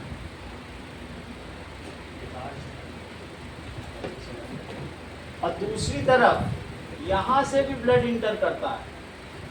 अगर ब्लड इंटर कर रहा है तो वो हमेशा एट्रियम में इंटर करेगा। कहाँ करेगा बोलो? एट्रियम। अब ब्लड बाहर जाएगा तो वो किससे जाएगा बोलो? वेंट्रिकल। किससे जाएगा बोलो? वेंट्रिकल। बाहर किससे जाएगा? देखो अंदर किस में आता है? आया एट्रियम, गया वेंट्रिकल। आया से एट्रियम आया। और ये क्या है? वेंट्रिकल। वेंट्रिकल से बाहर चला गया। आया तो बोलो किस में आया?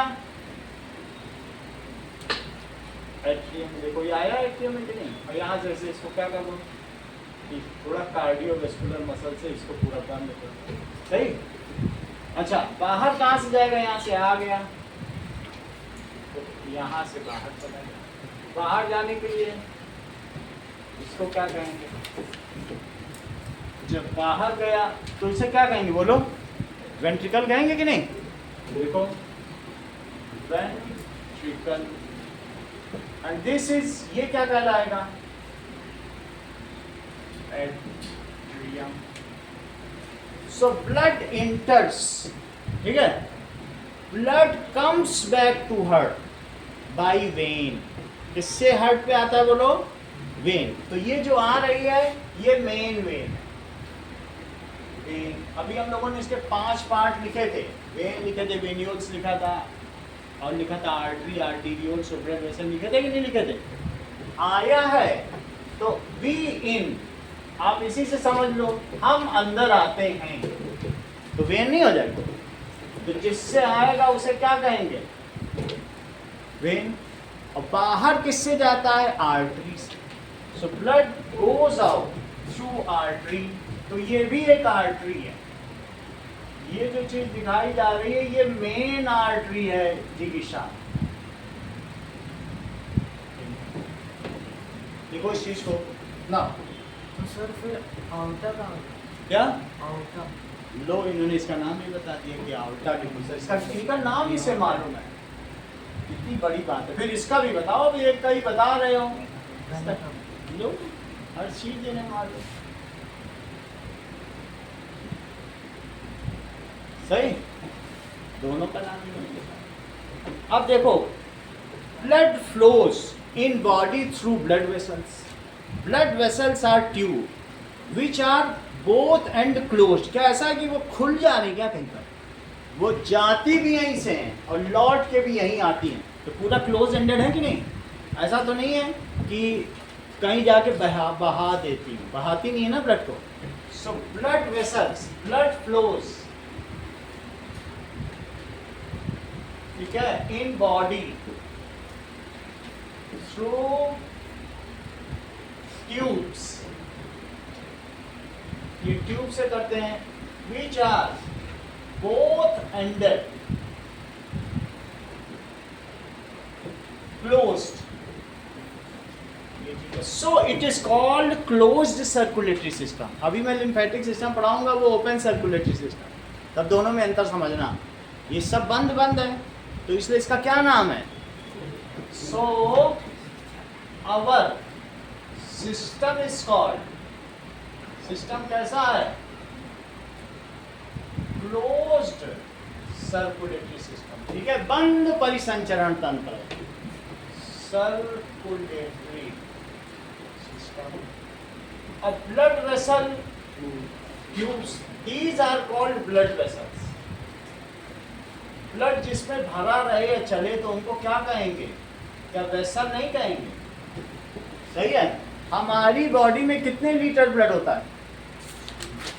Correct, 4.5 litre. Our body contains, फिर भी एक बार और कंफर्म कर लेंगे, our human body contains how much liters of blood? 4.5 से 5.7 liters of blood। लिख लो। An average adult human body contains Our around 4.5 to 5.7 liters of blood. Males typically have around 5 to 6 liters, while females have 4.5 to 5.5 liters. Blood volume can also increase during pregnancy and in सही है। people living at high मतलब altitudes. ज़्यादा सोचना नहीं है, 5.7 लिख रहा है तो जो कि हमेशा चलता ही रहता है। सही है। जो एक बड़ी टंकी होती है 200 लीटर की, हमारा हार्ट पूरे दिन में उतना ब्लड पंप करता है। ठीक है, कि पूरे दिन में कितना लीटर पंप करता होगा। पंपिंग बहुत अच्छी होनी चाहिए, तभी तो बार बार वो हर 10 मिनट में पहुंच जाएगा। प्रोटीन, एमिनो एसिड ले लो, वो परेशान कर डालेगा सब। अब जरा देखो, ब्लड वेसल का पहला टाइप क्या है? It is of various types. Blood vessel कई तरीके की होती हैं। Blood vessels are of various types. पहला कौन सा है? That is arteries. तो आर्टरीज कैसी होती हैं? these are in this blood flow under pressure। ये देखो, ये यहाँ पर ऐसे ये पंप करेगा, तो पंपिंग हार्ट में जो चीज होगी, so human heart pumping life. अगर सीधा दिखाएगा तो Human सीधा heart pumping live. ये सही है, इसको देख लो, ये ट्रांसप्लांट हो, इसमें दिख जाएगा। If you live to your 80s, ऐसे your होता heart's है। going to beat some 2 to 3 billion per lab in the world ये that's अपना reanimating डाई hearts बटन है। on a weekly basis. फिर से And that देखो। means we get the hearts अभी to beat ट्रांसप्लांट outside करने the जा body, रहे हैं, but we don't use blood, we use मतलब a मरे हुए critical पीसेस fusion. डाले और फिर And लगा। then we can put endoscope cameras ये देखो, inside and Anushka. see all the functional anatomy in a हाथ unique उठा। way. Our goal is we're trying to share all our knowledge with everybody around the world. We have the free access website, the That Atlas, is heart has over transplantation. 5,000 images and videos. Last year alone, we've had over 500,000 If we are not views. It's been paying, ये over देखो, 2 फिर से to 3 देखो। billion times. So तो why ये would you pump not होता know है। everything you could about the human heart? The Visible Heart Lab is the only lab in the world that's Yeah, they- reanimating hearts on a weekly basis. And that means we get the hearts to beat outside the body, but we don't use blood.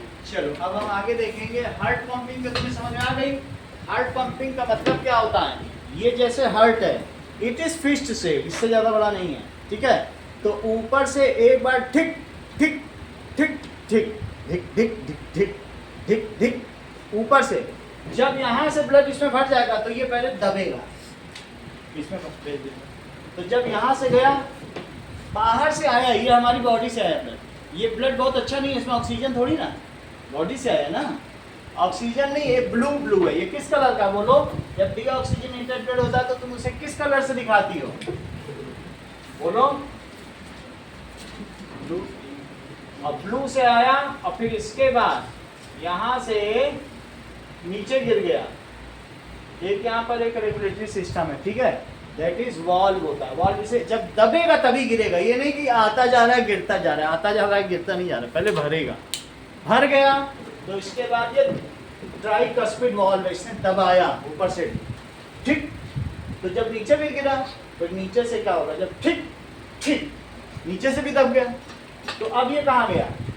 जाओ पल्मोनस, पहले oxygenated हो गया, तो फिर ये blood यहाँ पर आएगा, इससे ये प्रेशर से गिरेगा तो भर जाएगा, और जब भर जाएगा तो फिर कहाँ चलेगा? पल्मोनस लंग्स में जाएगा। और लंग्स में तुमने अभी पीछे सिस्टम में पढ़ चुका कैसे वो घेरे रहते हैं, जो वहाँ पर डिफरेंट किसको, एल्वियोलिस को घेरे रहते हैं, बिल्कुल अंगूर के गुच्छे की तरह उसको घेरे रहते हैं। वहाँ से ऑक्सीजनेटेड होकर वापस आएंगे तो कहाँ गिरेंगे? यहाँ पर। इन हो रहा है हार्ट में तो वेन है, तो यहाँ आ गया। अब यहाँ आया तो लंग्स से होके आया, देखो जरा ऊपर गया था, तो वहाँ पर ये जो ब्लड है ऊपर जाने के बाद वहाँ पर लंग्स में ये ऑक्सीजनेटेड हो गया, और लंग्स से आने के बाद फिर ये कहाँ गिरेगा? ये देखो, तो जो ब्लड गया था वो तो ब्लू था, लेकिन लंग्स से आने के बाद क्या वो वहां से ऑक्सीजन लेके आ गया, और अब उसका क्या कलर हो गया बताइए? रेड। तो ये लंग्स से जो आ रहा है और ये एक सर्कुलेशन हो गया, सही है? इस सर्कुलेशन को भी आंसू क्या कहते हो? चलो आप बताओ। बहुत अच्छा। देखो वो सब अरे उसने बता दिया जिज्ञासा ने, दैट इज पल्मोनरी सर्कुलेशन। याद रहा इतने दिन पर से, इतनी बड़ी बात है। That is pulmonary circulation. उसे चीजों की जिज्ञासा है तभी तो वो याद कर पाती है। That is if deoxygenated blood leaves the heart, goes to lungs, and after oxygenation it comes back again to heart, then this cycle is called pulmonary circulation. अब ब्लड जो गिरा वो किस कलर का था? कलर बताओ अभी। रेड है। और यहाँ पर एक ऐसा वॉल्व है जिसमें दो कस्प है, ये ट्राइकस्पिड वॉल्व है, ये डाइकस्पिड वॉल्व है। अब यहाँ से नीचे गिरेगा और नीचे गिर के अब क्या नीचे कितनी कार्डियक मसल कितनी मजबूत है देखो, सही है। फिर ऊपर से ठीक ठीक नीचे भी दबेगा। तो इस चीज को जब ये ढिक होगा इसमें कॉन्ट्रैक्शन होगा तो इसमें डायलेशन होगा। एक समय में एक ही चीज में कौन, यहाँ से डिप हुआ तो बाकी डायलेटेड रहेंगे, फिर ये कॉन्ट्रैक्ट ऊपर डायलेट, ये कॉन्ट्रैक्ट, ठीक है कि नहीं। वो फिर नीचे कॉन्ट्रैक्ट हुआ डायलेट होगा तभी तो भरेगा, कि कहेगा नहीं हम तो दबे ही रहेंगे, तो फिर अगली बार भरे कब जाओगे। डायलेट भी होना है तभी तो भरे जाओगे। एक समय में एक ही कॉन्ट्रैक्ट होगा, ठीक है। मेरा कहने का मतलब है कि आर्टरी क्या कहती हैं, दे आर, ये आर्टरी है जो निकाले ब्लड को, so they carry blood from heart to either lungs, वो भी आर्टरी, और to different parts of body. बोलो अगर ये ब्लड आ गया तो तुमको क्या लगता है कि ऑक्सीजनेटेड आ गया तो इसे शरीर में भेजा जाना चाहिए, तो ये ब्लड अब बॉडी में जाएगा। अच्छा बताओ, बॉडी में जाएगा तो ये देखो बॉडी में गया, और बॉडी में जाने के बाद क्या होगा बताइए, ये ऐसे होगा।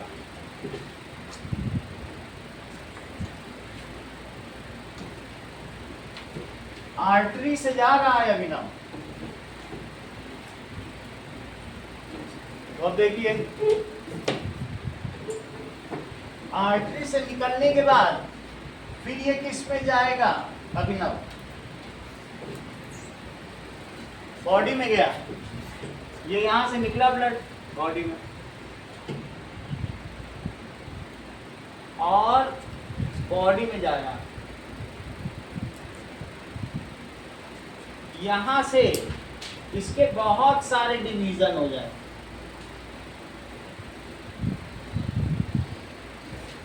ये देखो क्यों डिवीजन होंगे बताओ।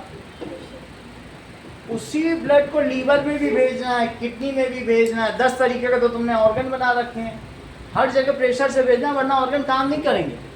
तो उसी से जितने बॉडी में तुम्हारे ऑर्गन है उतने, ये रही आर्टरी, ये क्या है, और आर्टरी से अब सब डिवीजन हुआ तो क्या कहलाएगा, आर्टीरियोल। क्या कहलाएगा, हर ऑर्गन के पास प्रेशर से जाए,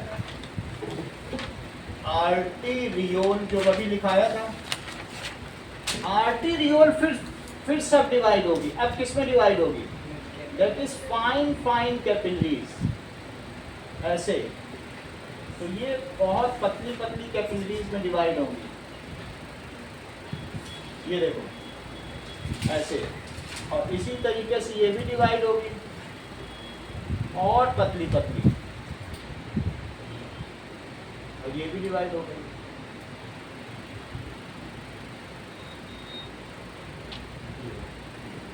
अब ये आर्टीरियोल जो है आगे किस में बदल गया, ब्लड कैपिलरीज, बिल्कुल पतली पतली होंगी, तुम्हारी रिफिल के भी उससे पतली, इसको क्या कहेंगे, ब्लड कैपिलरीज। ये इतनी मजबूत है आर्टरी कि आर्टरी में तुम 500 किलो वजन टांग दो, मजाल है टूट जाए, इतनी मजबूत आर्टरी, हाईली फाइब्रस, सही है। और ये अब इसके बाद ब्लड ये ऑक्सीजनेटेड आ रहा है, देखो निकला। तो आर्टरी से सिर्फ मंगल से ही पूछा जा रहा है, बोलो ऑक्सीजनेटेड ब्लड घूमता है कि डीऑक्सीजनेटेड, बोलो करेक्ट। ये कितना अच्छा है, आप बोलो, अनुष्का बोलना चाहती है, अच्छा दोनों इन्होंने पकड़ लिया कि यहाँ से जा रहा है तो डीऑक्सीजनेटेड। चीज सोच के बोलो, ऐसे नहीं कि जब हम पढ़ाने तो किसी किसी को गुमराह किया जा सकता है, इनमें एक मंगल भी है। ये आर्टरी है, आर्टरी ब्लड बाहर गया तो आर्टरी से गया, इस आर्टरी का नाम बताओ, बताए और बोलो, करेक्ट। तुमने मुंह की बात छीन ली, चूंकि पल्मोनस में जा रही, कितना अच्छा जानती हैं, पल्मोनरी आर्टरी, कितनी बड़ी बात है। देखो इनको ये मालूम था कि आर्टरी है और खुद नाम बना दिया, वैसे तो मैंने पिछली बार पढ़ाया ही था, इन्हें मालूम था कि आर्टरी कहाँ जा रही है, फुफ्फुस में, पल्मोनस में, तो नाम बता दिया पल्मोनरी आर्टरी।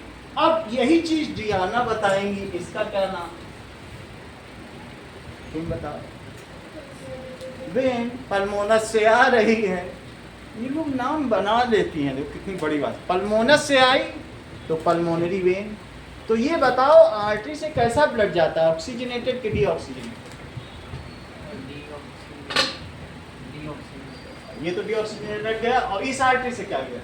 तो दोनों बोलो, फिर तो बोथ बोल दो ना, उनको सिखा तो रहे ना, आर्टरी ये भी तो है। अभी इन्होंने आउटा बोला कि नहीं, सही है कि नहीं? तो दैट इज डीऑक्सीजनेटेड जाएगा लंग्स को, आर्टरी से ही जाएगा। जब वेंट्रिकल प्रेशर अप्लाई करेगा तो ब्लड लंग्स को भेजेगा प्रेशर के साथ, और फिर वहाँ पर बहुत पतली पतली कैपिलरी में डिवाइड होकर लंग्स को घेर लेगा, और फिर वहाँ से लेके फिर थोड़ा मोटा होगा, फिर और ज़्यादा मोटा होकर वापस आ जाएगा। लो हम ऑक्सीजनेटेड होकर आ गया कि नहीं? अब इसके बाद क्या होगा बोलो? नाउ ये सारी फिर से जो अलग अलग बटी हैं, ये सब किसमें होने लग जाएंगी? फिर से मिल जाएंगी, और मिलने के बाद क्या होगा? ये देखो, दैट इज ये सारी चीज़ें फिर से मिलने लग गई। आप ये समझिए ये यहाँ से आई और ये एक ब्रांच हो गई, ये दूसरी ब्रांच, ये कहाँ से आ रही है? ये दूसरी ब्रांच हो गई, और ऐसे कई ब्रांचेस हो जाएंगी, इसकी तीसरी ब्रांच भी बन जाएगी और चौथी ब्रांच बन जाएगी। ये सब फिर आर्टीरियोल बन जाएंगे, ये फिर से मिल गए, ठीक है। और ये फिर अब क्या बन गया बोलो?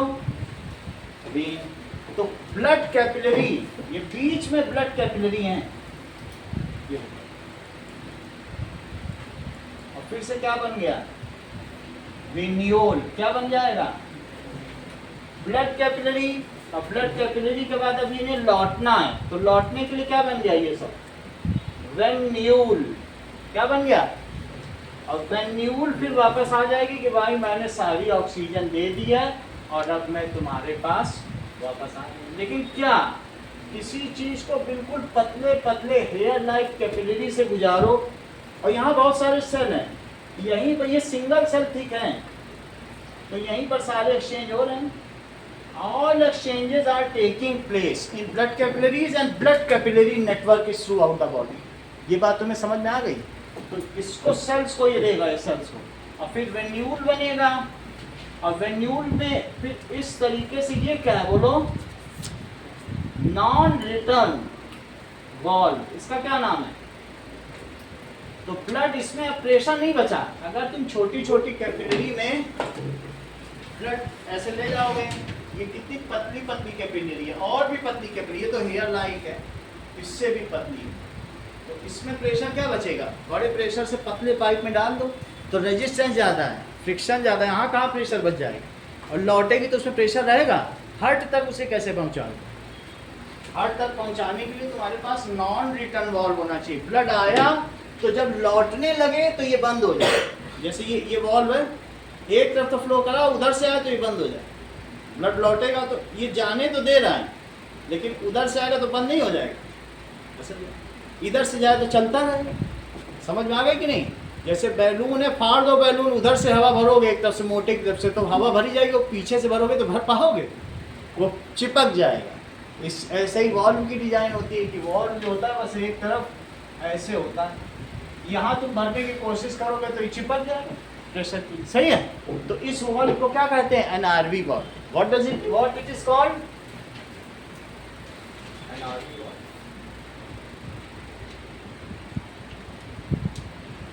इतनी बात तुम्हें समझ में आ गई?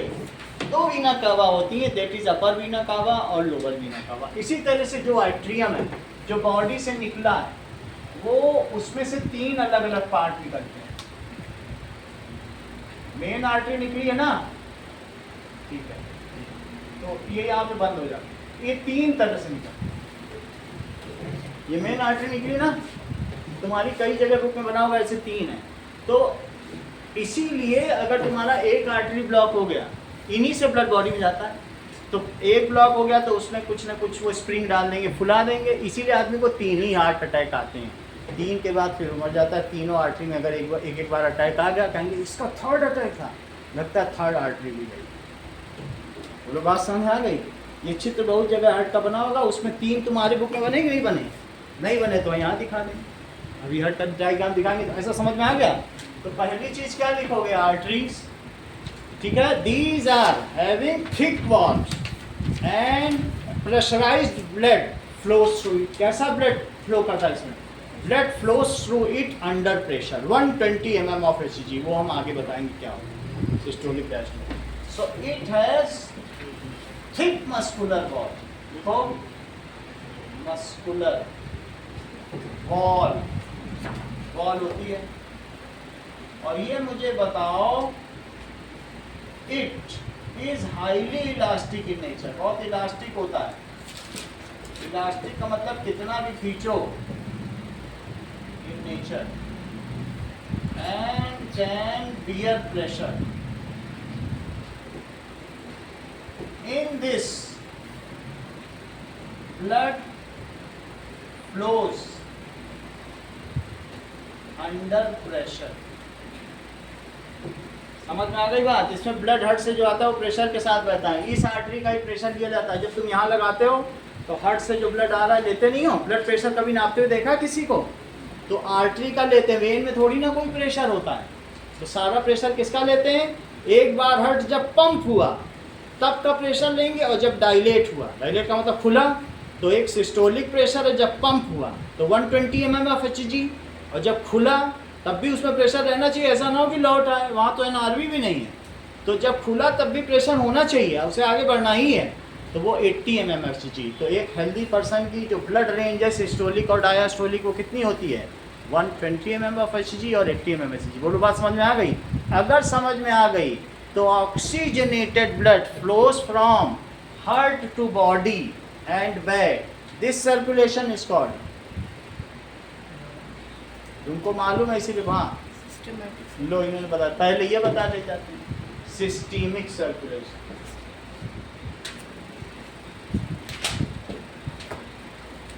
बोलो बात समझ में आ गई कि नहीं?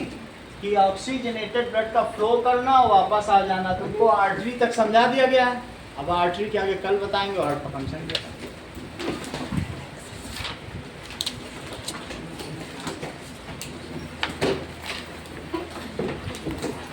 कल हम लोग थोड़ा बहुत बचा हुआ है क्वाड्रेटिक इक्वेशन की पूरी वीडियो देख लेना जो लोग नहीं आए थे, हम उसी के आगे कराएंगे, क्योंकि आधे बच्चे फिर बैठे तो नहीं रहेंगे और फिर उसके बाद AP कराएंगे।